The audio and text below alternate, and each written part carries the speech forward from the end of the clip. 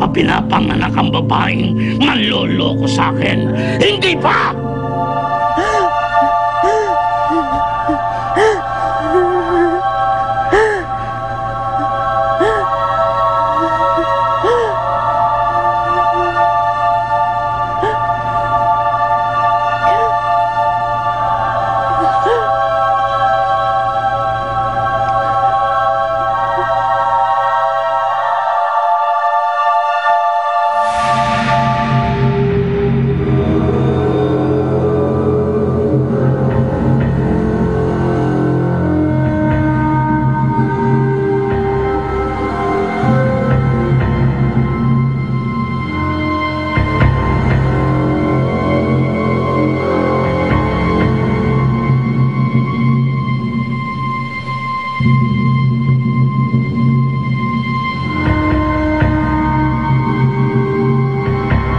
Hindi pa tayo tapos, Sig.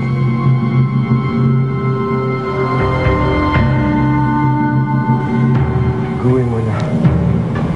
Kung ano gusto mo gawin sa akin, Alvin, wala akong pakialam.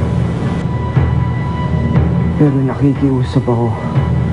Kung mahal mo talaga si Eden, iligtas mo siya. Huwag ka magbulag-bulagan katulad na ginawa mo kay Aling Alicia. Tumahimik ka! Huwag mong alalahanin si Eden. Dahil sa akin na siya babagsak.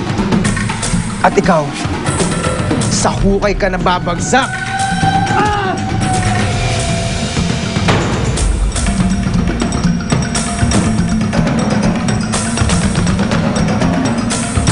At ito para sa mga panahong iniwan ako ni Eden dahil sa'yo!